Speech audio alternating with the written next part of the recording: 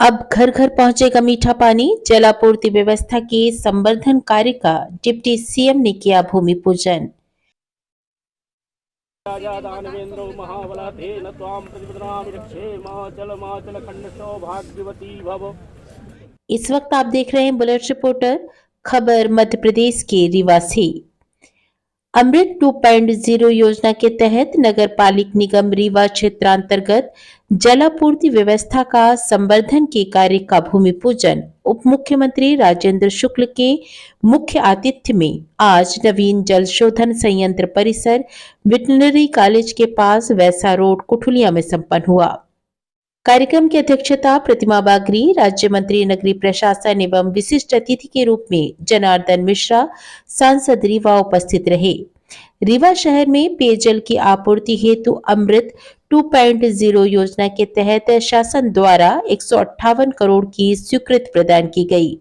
अमृत 2.0 योजना के तहत 37 एमएलडी के फिल्टर प्लांट, 12 नग नवीन पानी टंकी का निर्माण, 462 किलोमीटर डिस्ट्रीब्यूशन पाइपलाइन का निर्माण एवं 15,000 नए घरेलू कनेक्शन दिया जाना प्रस्तावित है। वर्तमान में रीवा नगर में 58 एमएलडी क्षमता के वाटर ट्रीटमेंट प्लांट संचालित हैं। इस योजना के पूर्ण होने के पश्चात रीवा शहर में 95 एमएलडी के वाटर ट्रीटमेंट प्लांट स्थापित हो पाएंगे। इसी प्रकार वर्तमान में 24 पेयजल टंकी के स्थान पर 410 लाख लीटर क्षमता की 36 टंकियां स्थापित हो पाएंगी। रीवा शहर की वर्ष 2040 की अनुमानित जनसंख्या 6.50 लाख को दृष्टिगत रखते हुए ये योजना तैयार की गई है, जिसकी स्वीकृति शासन द्वारा दी गई है। योजना में 135 लीटर पानी प्रतिदिन प्रति व्यक्ति को पहुंचाने का लक्ष्य है। इस दौरान उप मुख्यमंत्री राजेंद्र शुक्ल ने कहा कि 1-1.5 साल में हर घर में मीठा पानी पहुंचेगा। अभी 80% घरों तक मीठा पानी पहुंच रहा था। बुलेट रिपोर्टर के लिए ब्यूरो रिपोर्ट रीवा। और प्रतिमा जी ने बताया कि अभी बैसा में भी कह रहे हैं कि पानी की टंकी वो हमारे कम्युनिस्ट पार्टी के हमारे जो नेताजी हैं, मानना पड़ेगा अभी बड़े डंके की चोट पे कहते हैं मार्क्सवादी कम्युनिस्ट पार्टी के नेता।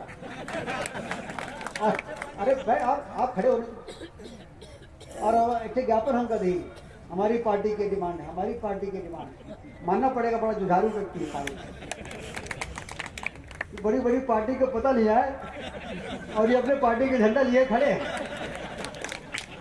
हमारी पार्टी अब वो रिंग रोड हम बना रहे हैं तो जान के कब रिंग रोड तो बन रहा है, क्या हमारी पार्टी ये मांग करती है कि रिंग रोड को जल्दी बनाएगा। बहती करके वहां धो रहे हैं, लेकिन चिंता मत करिए। उन्होंने उससे यह भी कहा है कि वह किसानों के 63 एकड़ जमीन एक्वायर किए गए इरिगेशन में वो उद्योग विभाग के दे देंगे। आप जो किसान परेशान हो गया अपन बहुत रहे कहाँ शासकीय जमीन में दूसरा आदमी उपयोग कर रहा है, तो यहाँ पर लाल झंडा खड़ा कर दिया। लेकिन जब आवश्यकता पड़ी तो खुशी लोग कहते हैं कि ठीक है, यदि अपना उद्योग लगावे चाहिए तो हम बता दें। यहाँ पे एक उद्योग लगाएंगे और कुठुलिया के बगल में एक पुल हम बना रहे हैं। मालूम पड़ा कि नहीं मालूम पड़ा?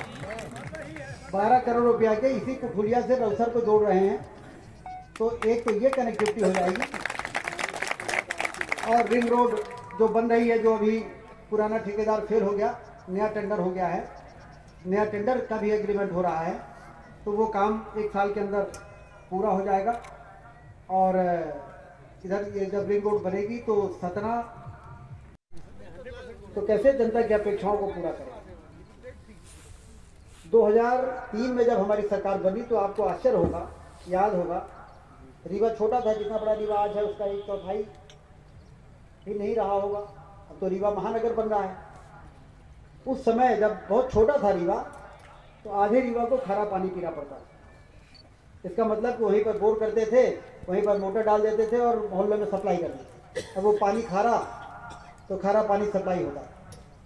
तो मैं जब विधायक बना तो मैंने जब देखा परेशानी, तो मैंने कहा कि किसी से खुद दुश्मनी हो, हमने कहा ये क्यों नहीं, इतने रीवा इतना बड़ा नहीं था, हर घर में फिल्टर प्लांट बना के पानी सप्लाई कर दिया जाता। उनका जरूर जनता से बड़ी दुश्मनी रही होगी, क्योंकि यदि किसी से खूब दुश्मनी हो तो उसके खिलाफ ना तो झगड़ा करो, ना उसके खिलाफ मुकदमा, फर्जी मुकदमा कायम कराओ, सिर्फ उसके घर में खारा पानी सप्लाई कर दो, वैसे वो घर परेशान हो। आधे रीवा को खारा पानी पीना पड़ता है। तो हमने अभियान चलाया कि एक एक घर में मीठा पानी जब तक पहुंचा नहीं देंगे चैन की सांस नहीं देंगे। और आप देखिए कि 27.5 MLD पानी से 58 MLD पानी हो गया। आप कल्पना करिए, दोगुने से ज्यादा। और 16 टंकियां थी तो 24 टंकियां हो गई। 150 किलोमीटर ही डिस्ट्रीब्यूशन पाइपलाइन थी, जिसकी वजह से खारा पानी पीना पड़ता था। 555 किलोमीटर हो गई। और अब इतना हो गया तो हमने सोचा कि अब तो यहाँ पर हमारी कमिश्नर बैठी हैं संस्कृति जी, और शैलेश शुक्ला जी बैठे हैं, सारे पार्षद यहाँ पर है। तो जब देखो किसी मोहल्ले से आए कि साहब अभी खारा पानी मिल रहा है, तो हमने कहा क्यों इतना लगातार पैसा मंजूर कर रहे हैं। 103 करोड़ रुपए दिला चुके हैं इनको पिछले 10 साल में, 103 करोड़ रुपये।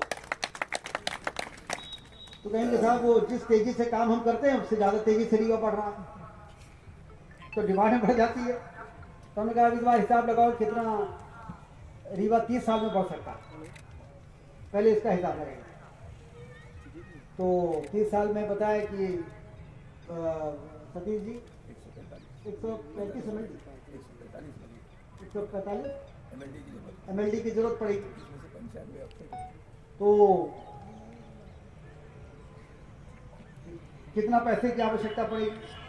तो इन्होंने खूब 1 महीने मेहनत करके ले आए। फिर से प्रधान कहें कि साहब 158 करोड़ रुपए की जरूरत पड़ेगी। हमने कहा अभी 100 करोड़ दिला दिया, अब 158 मांगने लगे।